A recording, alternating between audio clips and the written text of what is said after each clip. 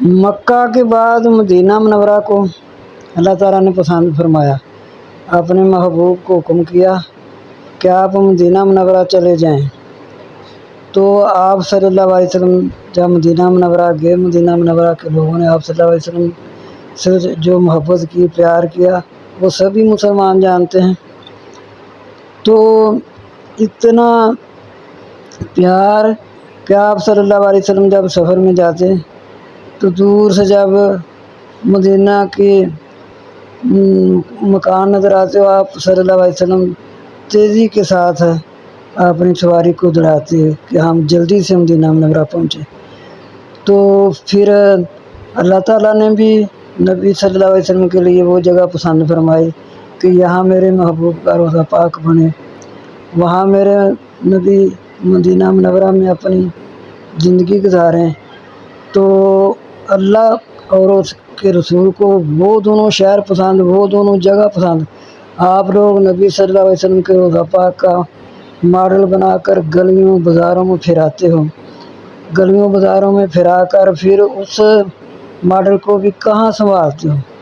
کچھ نہ کچھ تو سوچنا چاہیے، خیال آنا چاہیے کہ اپنے دین کی اس طرح توہین ہوتی ہے، توہین خود کرنی کہ اللہ تعالیٰ فرماتے ہیں یہ آپ لوگوں کو بھی پتہ ہے کہ جو کعبے کی اینٹ ہے ادھر سے کوئی آپ چھوٹا سا کوئی ٹکڑا لے کر کہیں کوئی گرائے گا، یا مدینہ منورہ کا یا روضہ پاک کا؟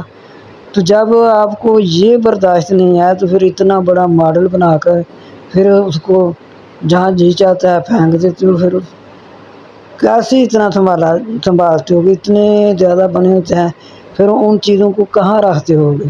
ذرا سوچو، یہ ہمارا دین یہ نہیں ہے۔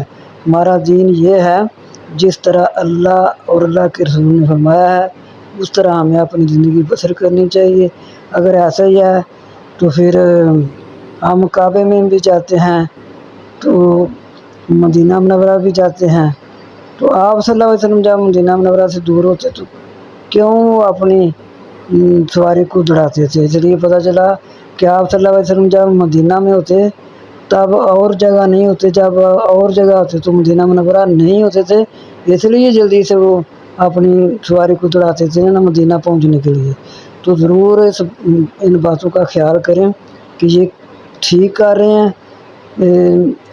تو یہ اس طرح محبت نہیں ہوگی آپ صلی اللہ علیہ وسلم سے، اس طرح آپ صلی اللہ علیہ وسلم ناراض ہوں گے، اللہ تعالیٰ بھی ناراض ہوں گے، نبی صلی اللہ علیہ وسلم بھی ناراض ہوں گے۔